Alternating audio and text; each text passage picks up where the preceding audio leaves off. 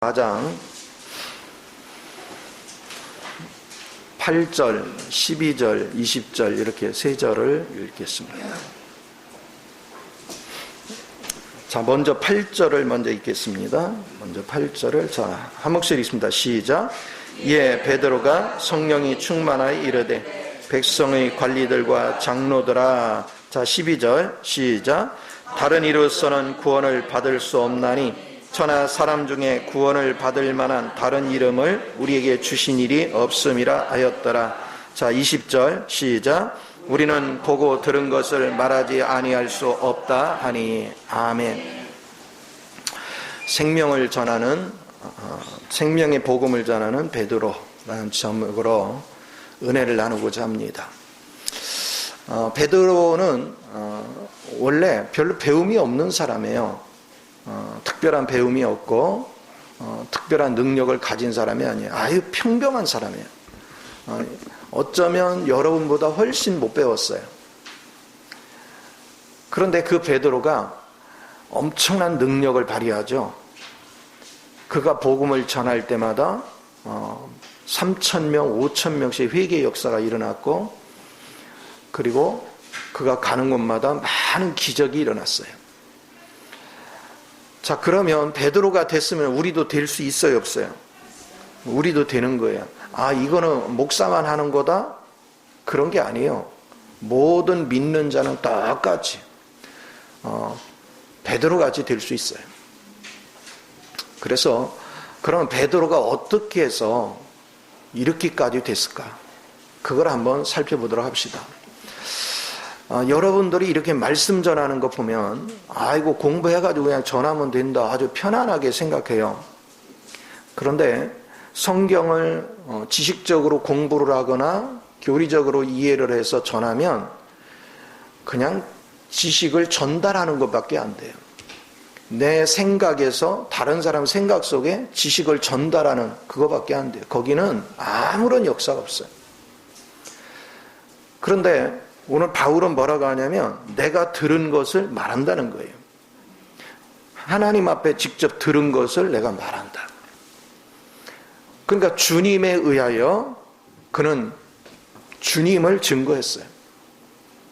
그러니까 많은 기적이 일어났고, 사도행전 2장에 오순절 마가다락방에 성령의 역사가 임하고 나서 바울이 복음을 전할 때 사람들이 마음이 찔렸어요. 너희가 죽인 그 예수가 부활하셔서 하나님이 그를 부활시켜고 하나님의 보좌 우편에 앉히셨다. 그리고 약속하신 성령을 너희에게 부어줬기 때문에 오늘 오순절날 마가다락방의 역사가 있는 것이다.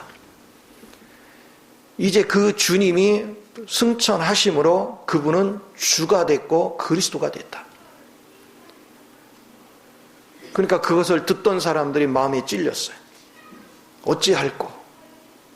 그랬더니 뭐라 합니까? 회개하고 세례를 받고 죄사함을 받으라. 말씀을 듣는 순간 찔림을 받고 변화가 일어났어요.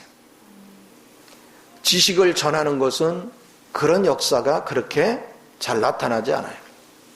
그러나 생명이 흘러갈 때 우리는 성령 안에서 찔림을 받아요. 그래서 베드로는 맨 처음에 물고기를 한 마리도 잡지 못했을 때 주님이 찾아오셔가지고 저 깊은 데 가서 그물 내려 해서 그물을 내렸더니 엄청난 고기가 잡혔죠. 그러니까 고기를 본 게 아니에요. 내 상식으로는 도저히 이룰 수 없는 걸 이루어지는 순간 이분이 보통 분이 아니다. 근데 내가 요단강에서 그분을 봤을 때 그분을 몰라봤다. 그러니까 무릎을 딱 꿇은 거예요. 그가 주님의 명령에 따라서 깊은 데 그물을 내릴 때는 선생님이라고 했다가 이번에는 무릎을 딱 꿇고 주여 나는 죄인입니다. 나를 떠나소서. 여러분이 신앙의 시초는 내가 죄인인 걸 보는 거예요. 내가 죄인인 걸 보는 거예요. 우리는 아담의 후손들은 모두가 죄인이고 그 죄를 보지 않으면 우리는 주님의 중요성을 발견할 수가 없어요. 그리고 그는 주는 그리스도여 살아계신 하나님의 아들이라는 고백을 했고, 그는 주님을 생명의 말씀이 여기 있사온데 우리가 어디를 가오리까? 주의 말씀이고 생명이라는 것을 봤어요. 그런 베드로를 성부, 성자, 성령님이 친히 만나서 얘기를 해요. 이 경험을 합니다. 제일 먼저 변화산에 올라갔을 때 너무나도 황홀했어요. 모두가 변화가 있는데 예수님이 신령한 몸으로 변화가 일어났고 거기에 모세와 엘리야도 나타났어요. 그러니까 얼마나 황홀한데 자기 정신이 아니었어. 너무 좋아가지고 내가 여기 초막 셋을 질 테니까 여기서 삽시다. 그래서 자기도 무슨 말을 하는지도 몰라. 제정신이 아니야. 그랬더니 그가 말을 끝내기도 전에 하나님이 개입을 하셔서 하나님의 음성이 들려요. 너는 저의 말만 들으라. 그 저가 누구예요? 그리스도 말만 들으라. 이게 첫 번째 하나님 앞에서 직접 들은 아주 중요한 말씀이에요. 자, 이제 시대가 바뀌었어요. 구약 시대에는 율법이 주어졌고 선지자들이 있었어요. 그래서 하나님의 뜻을 알기 위해서는 우리는 율법을 읽어야 했어. 근데 그래도 잘 모르겠어. 그 시대마다. 왜냐하면 시대마다 변화무쌍하니까 그때마다 선지자를 찾아가서 물었어요. 그러니까 베드로는 그 당시의 의식이 율법도 중요했고 선지자도 중요했어. 또 예수님도 중요했어. 그러나 이제는 예수님의 말씀만 들어라. 그 얘기는 뭐냐? 예수님이 직접 친히 오셔서 그분이 율법을 이루시고 율법을 가르치시고 율법을 행할 수 있는 능력도 주시고 그분이 모든 걸 결정하실 거예요. 그래서 저와 여러분이 잊지 말아야 될 것은 오늘날은 성경이 구약의 율법같이 기록되어 있어. 그렇죠? 그래서 성경을 내가 읽고 이것을 지키려고 하면 율법화가 돼버려. 이제 목회자들을 통해서 말씀을 들어. 그래서 하나님의 말씀을 배움을 받아. 그런데 여러분이 성경을 읽고 여러분들이 말씀을 듣고서 해도 별로 능력이 없어. 그냥 듣고는 돌아가서 별 능력이 없어요. 삶의 변화가 안 일어나. 왜 그럴까요? 생명의 실제를 갖지 않았어. 그래서 반드시 여러분은 기도하는 가운데서 그리스도, 내주하신 그리스도, 우리 영 안에 들어오신 그리스도와의 교통이 반드시 이루어져야 돼요. 그래서 직접 하나님의 음성을 들어야 돼요. 하나님의 뜻을 들어야 돼요. 이것이 엄청 중요해요. 신앙생활을 오래도록 했는데도 여전히 하나님의 뜻을 듣지 못하고 그냥 성경도 잘 안 읽지만 어쩌다 성경 한번 읽고 그냥 설교도 그냥 어쩌다 한번 듣고 그리고는 기도생활 소홀히 안 해. 하나님의 음성을 직접 들어본 적도 없는데 관심 없어. 애타는 마음이 없어요. 주님의 음성을 듣기 위한 간절한 기도가 없어. 그러니까 역사가 없는 거예요. 그러나 베드로를 통해서 하나님이 우리에게 제시해 주는 것은 말씀을 듣는 것도 중요하고 말씀을 읽는 것도 중요하지만 무조건 누구의 음성을 들어라? 주의 음성, 하나님의 음성을 들어야 돼요. 그래서 이 하나님은 관심이 뭐냐? 이제는 율법에 매이지도 말고 선지자에 매이지도 마라. 중요한 건 네가 이제는 직접 하나님의 음성을 들을 수 있다. 우리 주님께서 히브리서 8장에서도 뭐라 했습니까? 이제는 큰 자나 작은 자나 다 하나님을 알 수가 있다. 성경은 분명하게 말씀하셨어요. 우리 안에 내주한 영이 있기 때문에 누구나 하나님의 음성을 직접 들을 수 있다. 그런데 신앙생활을 오래 했는데도 하나님의 음성을 들어본 적이 없어. 이런 식의 신앙생활을 하면 평생을 믿어도 하나님의 능력이 내게 임할 수가 없잖아요. 하나님이 여러분을 사로잡고 여러분의 인생을 살아주셔야 여러분의 삶이 풍성해지는데, 여러분의 모든 삶이 윤택해지는데, 부패된 우리가 세상을 살아보니까 참 세상 살기 쉽지 않죠? 나는 어려서 꿈이 어른 되는 거였거든. 빨리 어른 되고 싶었어요. 왜 그러면 시골에 사는데 내가 하고 싶은 대로 못 하는 거예요. 뭐 하면, 야, 소 끌어와라, 소 염을 써라, 뭐 풀을 베와라, 뭐 맨날. 예전에는 라디오도 없어. 그 면에 라디오가 하나 있으면요, 집집마다 스피커를 연결해가지고 이게 기둥에다가 스피커 하나 달아놓으면 그거 듣는 거거든요. 근데 우리 때 가장 유명한 게 농구였어요. 신동파 잡았다, 유영 잡았다, 막 농구가 굉장히 유명해서, 그러면 꼭 내가 그거 중계 들을 때 되면 아버지가 뭘 일을 시켜. 그래서 나는 빨리 어른 돼서 내가 하고 싶은 대로 해야 되겠다. 그래서 어른 되기를 삼했는데 세상에 나이가 들어가면서 어른이 돼 가니까 왜 이렇게 책임질 일이 많아? 세상에 살아가는 게 만만치가 않아. 그래서 가장 그리운 시대가 언제냐? 그때야. 부모가 다 해줄 때가 가장 그리워. 그래서 이런 세계를 살다 보니까 우리의 모든 짐이 무겁잖아요. 그래서 주님은 수고하고 무거운 짐진 자들아 다 내게로 오라 그러시죠? 그것은 왜 그래요? 우리가 주님 앞에 가서 영적인 눈을 뜨고 주님과 교통을 하고 주님을 통해서 이루신 모든 것을 직접 대면해서 볼 수 있는, 그래서 그것을 누릴 수 있는 은혜를 가져야 돼요. 늘 제가 얘기하지만, 예를 들어서 좋은 컴퓨터를 하나 사줬으면 여러분은 뭐 해야 돼요? 게임해야 돼요? 컴퓨터를 잘 할 수 있도록 배워야지. 컴퓨터를 줬으니까. 그런데 컴퓨터가 있는데도 활용할 수 없으면 무용지물이에요. 그렇죠? 그러니까 주님께서 우리에게 그리스도를 줬으면 그리스도를 내가 활용할 수 있어야 돼.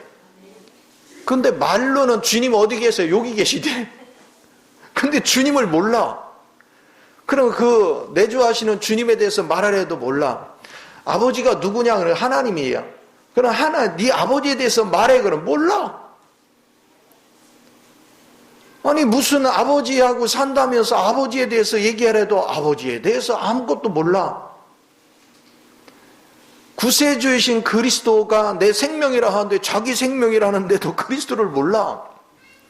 나를 인도해 주시고 내게 능력을 부어주시는 분이 성령님이라 하면서도 성령에 대해서 몰라. 그러니까 순 거짓말이야.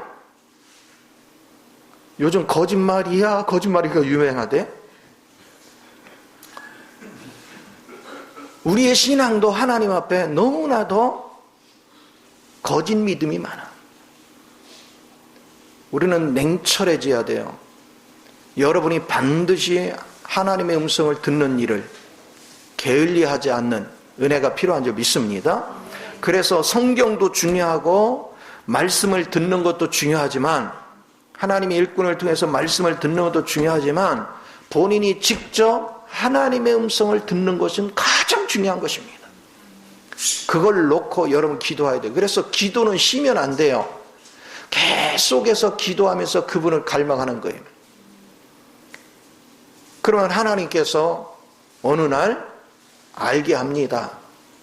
하나님의 음성이 안 들리게 하는 게 뭐냐면 우리의 옛사람들이에요. 우리의 자아들이에요. 그래서 그 말씀이 들려지게 하려고 하나님은 고난을 통해서 여러분을 다루는 거예요. 굴복시키게 하는 거예요. 그래서 하나님의 음성을 듣게 합니다. 자, 두 번째 그가 들은 것은, 이 베드로가 들은 것은, 이제 변화산에서 내려왔는데 분명히 누구 말을 들으라고 했어요? 그리스도의 말을 들으라고 했어요? 근데 가버나움에 가가지고 거기에 무슨 성전이 있었는 모양인데 아마 해당이나 이런 데겠죠. 거기를 들어가는데 주님은 그냥 들어갔어요. 그래서 거기 관리인이 물었어요. 너희 스승은 성전세 안 내니? 그러니까 물어보지도 않고 뭐 했어? 물어보지도 않고 줄 거야. 자, 분명히 하나님 아버지께서 누구 말만 들어라. 그리스도 말만 들어라. 그런데 베드로는 그거 들은 지 얼마 되지도 않아 가지고 자기가 덥석 얘기해. 하나님께 묻지도 않고 주님께 묻지도 않고 덥석 얘기해요. 그래서 안에 들어가서 주님 앞에 가가지고 성전세 얘기를 꺼내려고 하는데 말도 꺼내기도 전에 주님이 먼저 물어봐. 베드로야, 내 아들이 아버지 집에 들어가는데 세 내고 들어가냐 그냥 들어가냐 물었어요. 정신이 바짝 났죠. 오늘날은 우리는 습관적으로 주님께 묻는 습관을 가져야 되는데 묻지 않고 결정을 해요. 너무 쉽게 묻지 않고 결정을 해요. 생활 속에 여러분이 여러 가지 문제가 닥치면 내주하신 주님하고 상의하고 주님의 영 안에서 주님이 결정하는 대로 움직여야 되는데 묻지 않아요. 자기가 고민해요. 그리고 자기가 결정해요. 그러니까 실패의 연속이에요. 내가 고민하고 내가 좌절하는 그 시간에 하나님이 내주하신 주님과 교통하기를 갈망하고 그분과 계속 교제하면서 그분의 인도를 받는 데 집중했더라면 그동안 여러분이 30년, 40년 신앙생활 하면서 허송세월 보낸 세월들이 훨씬 주님의 인도를 받아서 땡겨졌으면 지금쯤 얼마나 대박 났겠어요. 얼마나 삶이 풍요롭겠어요. 얼마나 큰 은혜가 있고 얼마나 큰 능력이 있겠어요. 근데 신앙생활을 오래도록 했는데도 주님의 인도를 받을 줄을 모르는 거예요. 그러니까 베드로는 첫 번째 하나님의 음성을 통해서는 뭘 배웠어요? 주님의 음성만 들어라. 이제는 네가 율법에 매이지도 마라. 사람의 가르침에도 매이지도 마라. 중요한 것은 그것을 배우는 것도 중요하지만 가장 중요한 핵심은 하나님의 주님의 음성을 직접 들어라. 그걸 배웠어요. 그런데 실행을 하는데 잊어버렸어. 우리는 말씀을 들을 때는 그래야지 하면서 집에 가면 다 혼자 자기가 해. 그러니까 뭐 하냐면 하나님의 생명이 내 안에서 나를 이끌어 가는 거에 대해서 숙달이 안 됐어. 훈련이 안 됐어. 끊임없이 기도를 통해서 그분의 빛비춤을 받을 줄 알고 그분의 인도를 받을 줄 아는 이 은혜가 굉장히 중요한데 그게 습관이 안 되는 거예요. 그러니까 세월만 허비해요. 어느 분이 교회 개척만 하면 실패를 해요. 그리고 또 옮겨가요. 또 옮겨가고 또 옮겨가고. 그래서 나한테 물어요. 한 3년쯤 4년쯤 하면 여기 이 지역도 아니래야. 그리고 또 이사가요. 다른 지역으로. 거기 가서 또 이사가. 계속 안 되는 거예요. 그래서 내가 그랬어요. 목회는 내가 하는 게 아니라 주님이 하는 거다. 그러면 옮겨가는 결정을 주님이 시켰냐? 그러니까 아니래. 안 되걸래 내가 가는 거래. 그럼 무슨 성이냐? 움직이지 말고 있는 자리에서 주님을 만나고 주님의 음성을 듣고 주님의 인도를 받을 때까지 한번 엎드려 봐라. 가장 중요한 게 이거예요. 여러분 성경은 그리스도에 대해서 말씀하시고 있고 그리스도가 전부예요. 우리는 오직 그리스도가 전부가 돼야 돼. 그래서 적극적인 면에서는 그리스도가 전부다. 이거를 가슴에 새겨야 돼요. 그리스도 외에는 아무도 믿을 게 못 돼. 그리스도만이 믿을 만해. 두 번째 우리가 생각해야 될 것은 그리스도가 아닌 건 다 거절한다. 그리스도를 통해서 돈도 벌고, 그리스도를 통해서 형제관계도 하고, 그리스도를 통해서 부부관계도 하고, 그리스도를 통해서 자녀도 양육하고, 그리스도를 통해서 내 사회생활도 한다. 그리스도를 떠나서는 아무것도 할 수 없다는 것을 항상 인식을 해야 돼요. 그러면 우리는 누구 인도를 반드시 받아야 돼. 주님의 인도를 받아야 돼요. 그러면 주님의 인도를 받기 위해서 여러분이 그분의 어떻게 인도를 받을 것인가, 그분은 어떤 원리로 일을 하시는가 알기 위해서 성경을 읽고, 그리고 가르침을 받고, 그리고는 내가 읽고 가르침만 해서 지식으로 쌓였으면 그걸로 멈추면 안 돼요. 반드시 주님의 음성을 직접 듣기까지 엎드려야 내가 읽고 내가 들은 말씀을 그분이 재해석해주고 지금 내 상황에 맞도록 인도를 해주셔. 그분 뜻대로 인도받는 훈련이 엄청 중요하죠. 근데 베드로는 그렇게 하지 않았어요. 자기가 딱 직접 결정했어. 그런데 주님은 이렇게 얘기해요. 아주 놀라운 말씀을 합니다. 마태복음 17장에 25절 이하에 보면 이렇게 얘기해요. 그러나 그래. 자, 내가 하나님의 아들이야. 그러니까 아버지 집에 들어올 때 세 안 내도 되지. 그러나 그래. 저들이 오해할까봐, 저 하나님을 모르는 자들이 오해할까봐, 저 종교인들이 오해할까봐 내가 너한테 얘기하는데, 너는 아침 일찍이 낚시를 준비해가지고 가서 저 바다에 가서 낚시를 들여오라. 그러면 첫 번째 고기가 잡히면 거기에 한 세겔의 동전이 나올 거야. 그러면 그거를 가지고, 성전세가 반 세겔이니까 너와 나를 위해서 주어라. 이게 엄청나게 놀라운 가르침을 주는 거예요. 그래서 뭐냐, 성전세 안 내는 게 원칙이에요. 근데 내 원칙을 고수하면 모르는 자들이 시험에 들고 실족에 들어. 그러니까 뭐 하는 거야? 내가 그걸 포기할게. 그러나 그 원칙이 포기된 건 아니야. 오늘 저가 깨닫기 전까지는 내가 먼저 양보하고 포기할게. 그래서 성전세를 갖다 줘라. 그런데 성전세를, 동전을 줘서 갖다 주는 게 아니라 낚시질을 네 혼자 가서 낚시를 해서 받으래. 뭘 얘기합니까? 매사에 너는 혼자 결정하지 마라. 그리고 나와 연합되는 것을, 연합되는 그 중요성을 알고, 그리고 이제 낚시를 하면 틀림없이 하나님이 새벽부터 가서 낚시를 했는데 저녁 때까지 아무도 없고 안 잡힐 거야. 저녁 그냥 거의 끝날 때 잡힐 거야. 왜? 하나님은 꼭 그런 식으로 일을 하시더라고. 그럼 혼자 동료라도 같이 왔으면 얼마나 그래도 할만해요. 낚시는 계속 보고 있어야 돼. 왜? 언제 잡힐지 모르니까. 근데 밥도 먹여야 되고 때로는 화장실도 가고 싶을 거고, 이게 보통 일이 아니야. 혼자가 아니다. 연합되는 훈련을 시키는 거예요. 그래서 그리스도의 음성을 통해서 주님은 뭐하냐? 반드시 나의 가르침을 따르되 너는 나와 분리되면 안 된다. 항상 너와 나는 하나다. 왜? 우리는 그리스도 몸 안에서 한 몸이니까. 그리고 너 혼자가 아니라 네 동료들과 항상 하나가 돼야 된다. 그런 훈련을 시킨 거예요.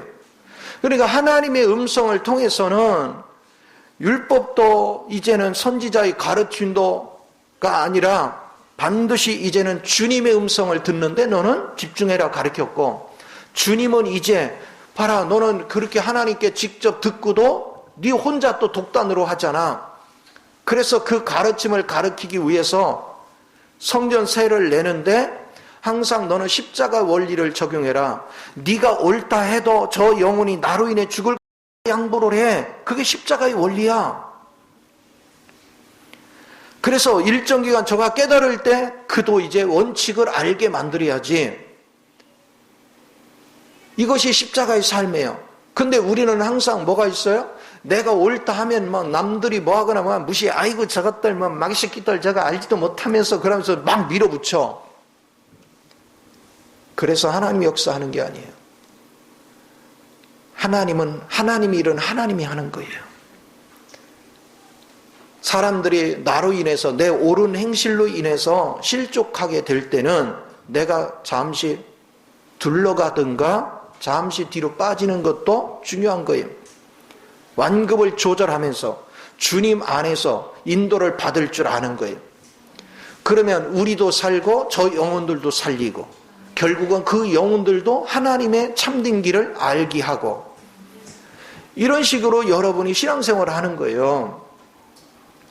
제가 신방들을 다녀보면 교회에서 이제 말씀을 배우잖아요. 막 주님만을 섬겨야 된다 어쩐다 그러면 집에 가면요, 가족들을 전부 다 가족들로 보는 게 아니야. 은혜 받으면 가족들을 안 믿는 가족들을 막 짐승 보듯이 해. 때로는 막 어떤 사람은 그래, 아주 그냥 마귀짓을 해. 마귀짓을 해. 남편이 마귀가 돼 있고 자식이 마귀가 돼 있어. 이런 식의 신앙생활들을 해요. 내가 하나님의 진리를 깨닫고 하나님 말씀에 붙잡혔으면 아직 진리를 모르고 깨닫지 못한 사람들을 위해서 내가 잠잠히 양보하고 기다려주고, 그리고 하나님 주님 앞에 끊임없이 의지해서 그분과 더불어서 합력해가지고 그 영혼을 깨우쳐서 생명의 길로 이끄는 이 원리를 해야 되는데, 우리는 그냥 막 독선으로 가는 거예요. 아, 이게 하나님 뜻이 그렇다. 그것도 자기가 직접 하나님 음성 들은 게 아니야. 설교를 듣다 보니까 그렇다는 거야. 그러니까 막 가서 막무가내로 막 밀어붙여. 그러니 계속해서 우환이 생기는 거예요. 그러니까 교회를 안 다닐 때가 훨씬 나아. 저 사람이 교회를 다니는데 마귀 새끼가 됐어. 가족이 볼 때. 우리가 가족을 향해서 마귀 새끼라고 하는데 가족이 우리한테 좀 마귀 새끼가 됐어. 교회를 다니더니. 그런 교회 왜 다녀? 가지 마. 진리를 모르니까. 복음이 뭘 얘기하는지. 그래서 우리는 십자가를 지는 법을 알아야 돼요. 그래서 신앙생활이라는 건 옳고 그름으로 끊어지는 게 아니에요. 우리는 그런 길을 갈 수는 없지만 옳은 것이라도 양보해야 될 때 양보해야 돼요. 그러나 그걸 포기한 게 아니에요. 잠시 저 영혼을 깨우치기 위해서 잠시 내가 돌아가는 길, 내가 잠시 인내하는 길을 가는 거예요. 그래서 모든 것들이 부드럽게 연합이 돼서 우리는 가는 이 훈련들이 얼마나 중요한지. 상대한테 내가 져주는 것은 상대가 옳아서가 아니에요. 내가 옳지만 저가 모르니까 나를 통해서 주님을 맛보게 하기 위해서, 내가 또 저 영혼을 위해서 기도하다 보면 하나님이 저 사람 마음을 움직여 나를 통해서는 생명을 흘러내고, 이게 우리가 주님한테 직접 베드로가 공부한 거예요. 오늘 저와 여러분이 항상 이걸 알아야 돼. 근데 베드로가 직접 보세요. 하나님 아버지 앞에서도 직접 음성을 들었고 아들한테도 직접 음성을 들어놓고 이런 훈련을 받았는데도 알았어요? 이 말귀를 알아들었어요? 몰랐어요. 나중에 몰랐어요. 그런데 언제 알아들어요? 오순절 마가다락방에 성령의 역사가 임하고 나니까 그게 뭔 말인지를 이해를 한 거예요. 그때부터 그는 하나님의 능력을 덧입어서 다님의 복음을 전합니다. 그가 복음을 전할 때 공부께나 한 종교인들, 바리새인들, 율법사들이 깜짝깜짝 놀랐어요. 부활을 전하니까 그게 듣기 싫은 거야. 그래서 막 못 전하게 해. 특별히 성전 미문에 앉아있는 안진뱅이를 이렇게 세우잖아요. 그래서 이렇게 주목하여 보고서 금과 은은 내게 없거니와 내가 내게 있는 걸 내게 주느니 예수 이름으로 일어나 걸어라 그러고서 딱 잡아 당겼어요. 그랬더니 벌떡 일어나. 이 사건이 벌어지니까 사람들이 막 놀라는 거죠. 그러니까 누구를 우러러봐? 베드로 요한을 막 우러러보는 거야. 이 신이 나타났어. 그러니까 왜 나를 주목하느냐? 내가 저를 일으킨 것 같이 왜 나를 주목하느냐?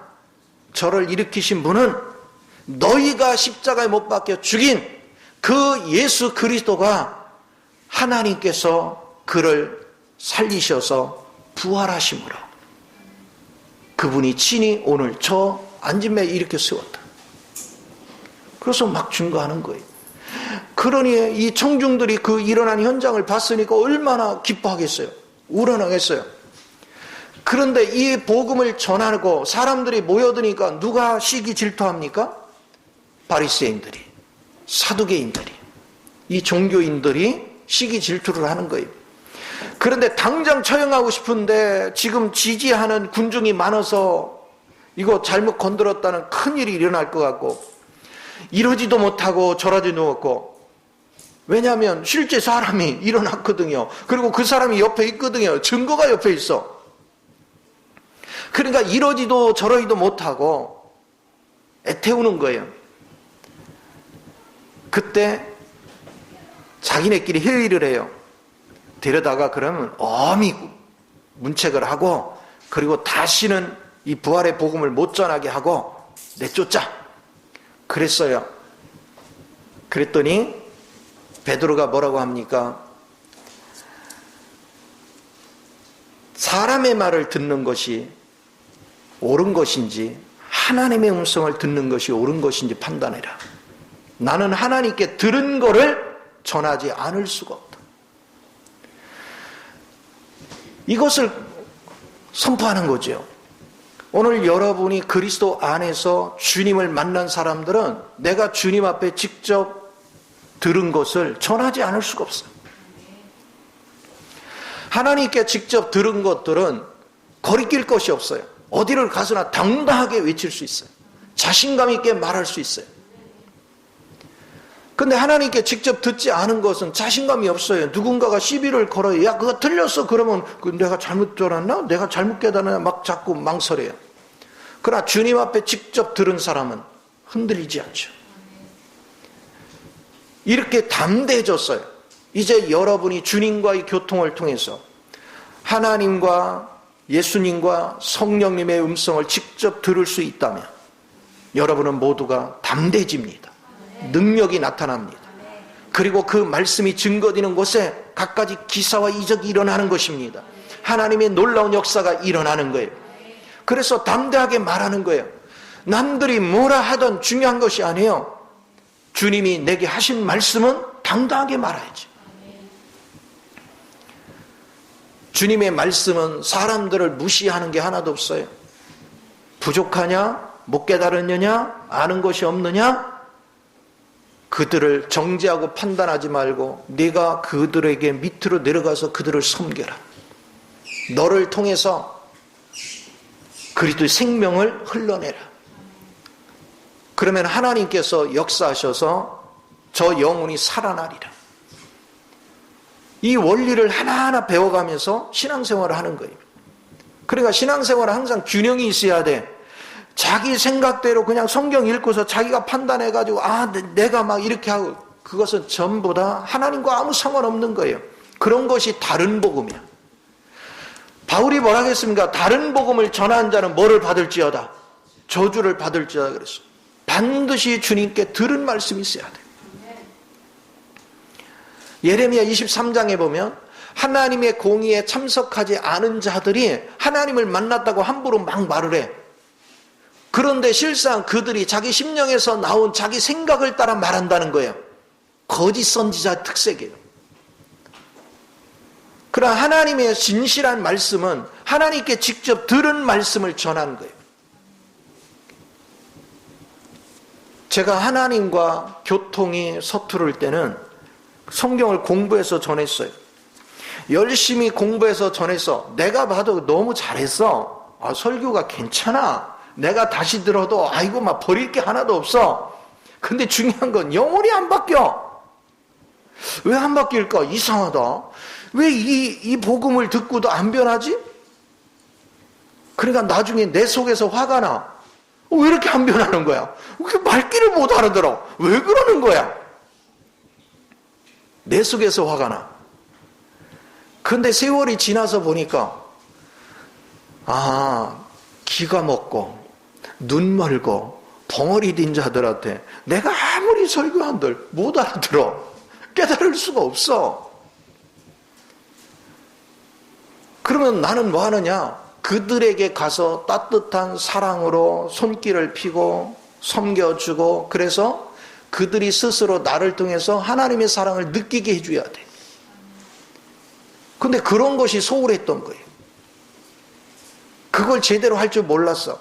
이제 하나님의 음성을 직접 들으면, 여러분이 하나님의 인도를 받으면 이제는 강요하는 것이 아니라 인내로 기다리고 섬기고, 그리고 하나님께 기도하면서 영혼들을 계속해서 하나님의 길로 인도해 가는 은혜를 누리게 될 줄 믿으시기 바랍니다. 여러분 한 사람 한 사람이 이 원리만 제대로 깨달아도 여러분 집이 아주 천국으로 바뀝니다. 가족들이 하나도 주님에 대해서 모르고 잘 변하지도 않았어도 집안에서 여러분 한 사람만이라도 제대로 가족을 섬기면 가족은 화목해집니다. 그러면 자연스럽게 그 사랑을 통해서 주님을 만나는 거예요.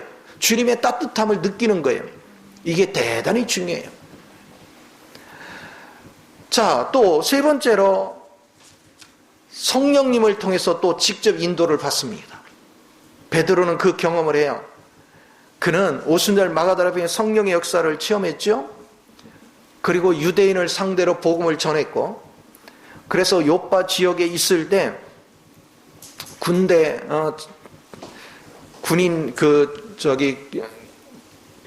아마 중대장급 되는 것 같아요. 고넬료가 하나님을 참 사모했어요. 그 사람은 이방인이에요. 그리고 구제도 막 해요. 그래서 이스라엘 사람들만, 유대인들만 지금 복음을 듣고 있지 자기네는 이 복음이 뭔지를 몰라. 그런데 하나님을 너무너무 사모해.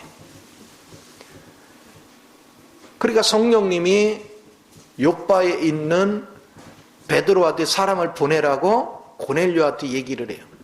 그래서 사람을 보냅니다. 사람들이 출발하고 이제 요빠에 거의 가까이 올 때쯤에 이스라엘은 지붕이 평평해요. 그래서 거기에 올라가서 거기서 뭐 옛날에 맷돌도 갈고 막 이렇게 하는 거죠. 거기서 이제 기도를 하는 거야. 시장에서 기도를 하고 있는데 환상 중에 보자기가, 이 네 귀퉁이 보자기가 내려오는데 거기에 부정한 짐승들 같은 부정한 식품들이 그 안에 가득 차 있어. 그런 곤충들을 먹으라는 거예요.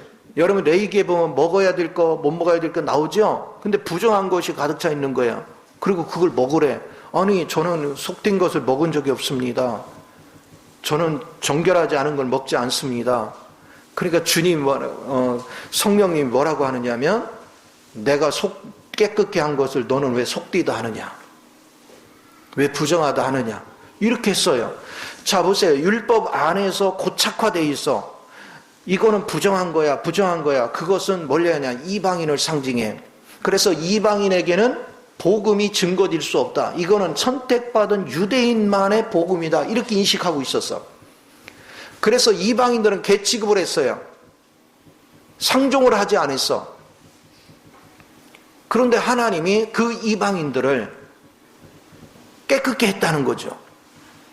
자, 그것을 3번씩이나 주님이 보자기가 내려와서 그런 식으로 반응을 했어요. 그 된 일을 보고 이게 무슨 일이지 하고 있을 때 밖에서 사람이 부르는 소리가 나요. 보니까 고넬료가 보낸 사람들이 도착을 한 거예요. 성령님이 어떻게 했어요? 안배를 다 하는 거예요. 모든 것들을. 그래서 따라갑니다. 하나님이 미리 말씀을 하셨기 때문에 안 따라갈 수가 없어요. 따라가서도 깨름칙했어요. 왜 그러냐면 유대인이 이방인과 상종을 하면 막 저 유대인들한테 눈총을 받아요. 요걸 먹어야 되고 막 그래요.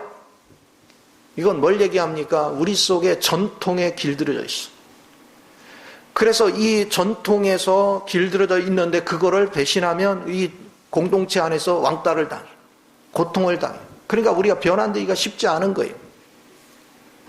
그런데 성령님이 오셔서는 이제는 새 생명 안에서의 복음은 유대인만이 아니라 어떤 인종이 됐던, 흑인이 됐던, 백인이 됐던, 황인종이 됐던, 미개인이 됐던 문명인이 됐던 어느 민족이 됐던 다 이 복음 안에서 구원된다는 사실을 깨우쳐 주는 거예요.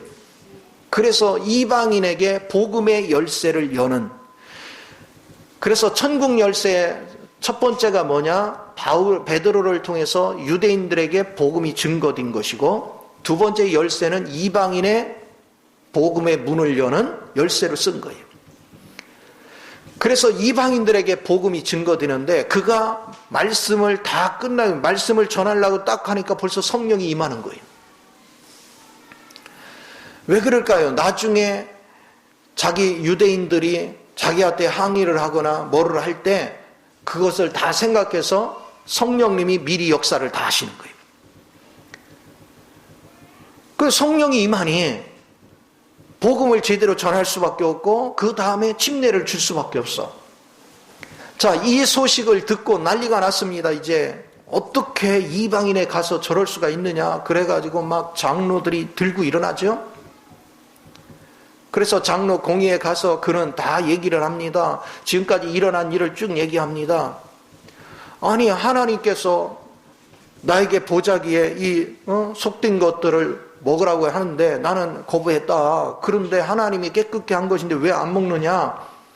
그러니 내가 어떻게 거부할 수 있느냐? 그래서 어떻게 일이 되는가를 지켜봤더니 고넬료 집에 사람이 와서 나는 따라갈 수밖에 없었다. 가서 내가 복음을 전하기가 머뭇거려가지고 멈칫하고 있는데, 고넬료가 또 하나님께서 자기에게 임해서 베드로를 초청해 오라는 그런 얘기를 듣고 복음을 전하려고 하는데, 벌써 성령이 임해서 그들에게 성령이 기름을 붓는데, 내가 무슨 재주로, 하나님이 기름을 붓는데 내가 무슨 재주로 침례를 안 할 수 있냐? 확실한 증거를 가진 거예요. 이런 생각을 해보세요. 내 생각대로 그냥 증거를 했으면 베드로는 유대인 사이에서 살아남지 못하죠. 완전히 버림받을지. 근데 성령님이 역사하신 거예요. 성령님이 친히 모든 걸 다 운행하신 거예요. 오늘날도 똑같습니다. 사람들은 자꾸 자기 생각을 따라서 성경을 자기 나름대로 막 해석을 합니다. 그러나 성령의 인도를 받는 사람은 성령이 친히 모든 환경을 조성하십니다. 나에게 난처하지 않도록 성령님께서 모든 것들을 자동으로 역사를 해요. 누가 봐도 이건 성령님이 하신 것이지 저가 한 것이 아니다. 성령 안에서 행하는 이 모든 것이 얼마나 아름다운 역사가 있는가. 이런 것들에 대해서 여러분이 영적인 지각이 열리는 훈련이 대단히 중요한 거예요. 그래서 베드로는 이렇게 성령의 인도를 받으면서 복음을 전하기 시작하니까 그가 전하는 곳에 3,000명, 5,000명씩 모여들고, 그리고 그가 가는 곳에 병든 자가 치료를 받는데, 아니 오죽하면요, 그의 그림자만 밟아도 병이 낫네. 그림자만 밟아도 귀신이 물러가네. 이게 하나님의 역사예요. 저는 항상 이 사도행전을 읽을 때마다 바울이 역사하고 베드로가 역사하는 모든 과정을 깊이 묵상하면서, 아니 이분들은 복음을 전할 때 이런 역사가 있는데 왜 나는 안 그렇지? 계속 하나님께 묻는 거예요. 나도 이들 못지않게, 왜냐하면 이들이 나보다 똘똘하지 않거든. 내가 생각해 보니까 내가 공부 더 많이 했어, 이들보다. 바울보다는 덜 했지만 베드로보다는 그래도 공부 더 했어. 근데 베드로가 나보다 훨씬 뛰어나. 그럼 나라고 안 될 게 없잖아. 그래서 부단히 성부, 성자, 성령의 음성을 듣고 인도를 받으려고 부단히 집중을 하는 거예요. 그래서 이제 여러분한테 말씀을 증거할 때도 단순하게 지식을 전하는 데 관심이 없어요. 내가 체험한 하나님, 그러나 이 말씀에 벗어나게 전하지 않아요.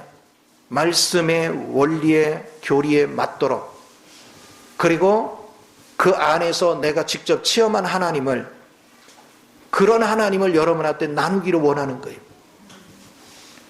그래서 그 주님하고 교제가 되면 될수록 참 신기합니다. 그 전에 이 주님과 친밀하기 전에는 내가 지식만 알고서 증거할 때는요, 내가 막 바꾸려고 했어요. 그래갖고 막 안 바뀌잖아요. 그냥 막 내가, 나도 모르게 말씀 중에 막 뭐가 그냥 이게 성질이 올라와. 이게 말씀을 전하는 건지 막 성질을 부리는데 나도 몰라. 내 마음이, 나는 그렇게 안 하려고 해도 자동으로 나와. 내 속에 불순물이 섞여서 같이 나오니까. 근데 끊임없이 하나님 앞에서 다름을 받아가면서 이제 점차 내 불순물이 어느 정도 빠져나가고 주님과 교통이 자꾸 이루어지고 그러니까 신기해요. 급할 게 하나도 없어요. 왜 급할 게 없느냐? 내가 하는 게 아니야. 여러분을 바꾸는 거 나는 못 바꿔요. 주님이 여러분을 새롭게 하는 거예요. 여러분을 성장시키고 여러분을 새롭게 하는 분은 주님이 하시는 거지. 성령을 통해서 주님이 하시는 거지 내가 하는 게 하나도 없어요. 근데 그전에는 내가 막 설쳤어. 그러니까 이제는 시험 들 것도 없어. 사람마다 특징이 다 틀려요. 어떤 사람 빨리 깨닫고 어떤 사람 더디게 깨닫고. 그러나 결국은 우리가 그들을 품고서 기도하고 있으면 하나님이 다 변화시켜요. 다 새롭게 합니다. 내가 이렇게 청년들을 이렇게 앉아서 말씀 듣잖아요. 내가 부러워. 나도 저 나이 때부터 저렇게 들었으면은 이렇게 오래 걸리지 않았을 텐데, 훨씬 빨랐을 텐데. 그러니까 얘들이 대박 난 거라니까? 이게 은혜예요. 지금 뭐 얘들 나이에, 아이고, 그래도 들어도 저도 뭐 아직도 말씀도 못 깨닫고요. 아직도 음성도 못 듣고, 좌절할 거 하나도 없어. 그렇게 쉽게 될 것 같아도 이렇게 우리 고생도 안 해. 사탄이 그렇게 쉽게 하나님과 소통하도록 열어주지 않아요. 포기 안 해야 돼. 포기하지 말고 전진만 해. 주님만 바라봐요. 그리고 사탄이 흔들어 대는 거에 반응하지 마요. 주님이 나를 지키시고 나를 이끄시고 나에게 말씀을 주시고 나를 변화시킬 거에 대한 믿음을 가지세요. 그럼 하나님이 성부, 성자, 성령을 통해서 하나님이 다 작업을 하시는 거예요. 이 은혜를 맛볼 줄 아는 사람. 그러니까 베드로가 다니면서 복음을 전할 때마다 엄청난 기적과 이사가 일어나는 거예요. 엄청난 능력들이 나타났어. 저는 우리 엘베델 식구들이 이렇게 베드로와 같이, 다음에 이제 또 바울에 대해서 이야기하겠지만 바울과 같이, 사도 요한과 같이 하나님께 쓰임받는 은혜가 있어야 될 줄 믿습니다. 그래서 성경의 이 세 사람은 성경에 하나님께서 사용하는 대표성에서 세 가지 원칙을 다루는데, 베드로는 그물을 던져서 사람들을 막 끌어모으는 거예요. 그럼 그 끌어모은 사람들을 바울은 가서 건축하는 거예요. 내적으로. 내적으로 잘 건축해서 하나님 성전이 되게 하는 거예요. 그러면 이제 사도 요한은 뭐 했느냐? 실족된 사람을 회복시켜서 이제는 건축된 곳에 하나님의 사랑이 듬뿍 운행을 잘 하도록 이끄는 사역을 한 거예요. 우리는 그런 사역에 실제가 있어야 돼요. 그래서 우리가 신앙생활을 할 때 여러분이 예배당 뜰만 밟고 왔다 갔다 하면서 성경을 제대로 읽지도 않고 말씀도 제대로 안 듣고, 그러니 기도에 대한 간절함이 있겠냐고요. 그러나 성경도 읽고 말씀도 자꾸 들었는데 내가 이게 깨닫는 게 더디어. 말씀은 읽기는 있는데 뭔 얘기인지 모르겠어. 그럼 드려야죠. 사람한테 설명 듣는 건 단편적인 거야. 그러나 내가 하나님께 직접 음성을 듣고 직접 인도를 받으면 입체적인 것이 되는 거예요. 실제적인 것이 되는 거예요. 그 상황이 실제가 되어지면 그건 내 거가 되잖아. 불안하지 않잖아요. 그래서 항상 여러분은 주님과 이런 교통을 나눠서 기왕의 인생을 살아가는 거, 부패된 인생으로 살아보니까 염려, 근심, 불안 속에, 두려움 속에 이렇게 살아왔는데, 이제는 그 주님의 음성을 듣고 주님으로 내 안에 짜여지면 주님의 모든 것을 내가 알고 있으니까 주님 안에서 완성된 것을 누릴 수 있고, 성령을 통해서 내 몸에 적용되고 인도를 받는 과정을 거치면서 하면 인생이 얼마나 행복하겠어요? 얼마나 즐겁겠어요? 얼마나 담대하겠어요? 그래서 여러분은 담대함을 가지고 섬김의 삶을 살고, 그리고 하나님의 은혜 속에서 순종함으로 영적으로 성장하고 그래서 하나님이 원하는 교회를 건축해 가면 교회는 건물이 아니고 뭐라고 했어요? 그리스도로 충만하게 채워진 사람들의 모임이란 말이에요. 그런 교회들을 자꾸 만들어 가면 그러면 이미 머리 되시는 주님 앞에 붙어있는 우리는 저절로 하나님의 축복이 따라오는 거예요. 그래서 주님의 영 안에서 직장을 갔더니 하나님의 지혜로 하나님의 능력으로 모든 것을 하니까 남들보다 특출나 뛰어나. 그러니까 진급도 잘 되고 진급이 되면 돈도 따라오고 사업을 해도 하나님의 지혜를 가지고 하나님이 시키는 대로 했더니 모든 걸 보고 모든 것을 바라볼 수 있어. 그러니까 사업을 해도 잘 돼. 그리고 하나님이 합당치 않은 곳으로는 인도하지 않아. 합당한 일로 인도를 하지요. 사람을 섬기는데도 우리 힘으로 섬기려면 막 짜증이 나고 막 화가 나고 힘들고 그래요. 근데 주의 영 안에서 하면 여유로워. 즐겨가면서 섬길 수가 있어요. 상대가 어떻게 나오든 주님 안에서 다 능력을 가지고 그걸 수용할 수 있어요. 이렇게 마음을 품고 기다려. 사람을 변화시키는 것은 가르침이 우선이 아니요 사랑을 심어야 변하는 거예요. 제가 전에 간증할 때 아버지가 완악하고 그래가지고 막 건뜩만 하면 칼 들고서 죽인다고 하고 엄마를. 그러니까 얘가 이제 삐딱하게 살 수밖에 없는 거죠. 환경이. 그랬는데 자기는 어머니를 생각하면 그럴 수가 없다는 거예요. 어머니가 고통을 받으면서도 자녀들을 자기네들을 막 끌어안고 맨날 그 고생하는 걸 보니까 밖에 나가서 곁길로 가려고 하다가도 엄마 생각이 딱 나면 정신 바짝이 온다는 거예요. 사랑만이 사람을 바로잡는 거예요. 우리를 회복시키는 건 그리스도 사랑이야. 내가 먼저 그리스도 사랑에 취하여 누군가를 섬길 수 있는 거지 그리스도 사랑이 아니면 우리 사랑 가지고는 한계가 있어요. 여러분 모두가 주님의 사랑을 직접 만끽하기 위해서 아버지 하나님의 음성, 그리스도의 음성, 성령의 음성을 듣기 위해서 항상 하나님께 엎드리는 은혜가 있기를 바랍니다. 그래서 모두가 베드로가 능력을 행한 것 같이 우리도 능력의 복음을 전할 수 있는 일꾼들이 되기를 예수 이름으로 축원을 드립니다. 기도하겠습니다.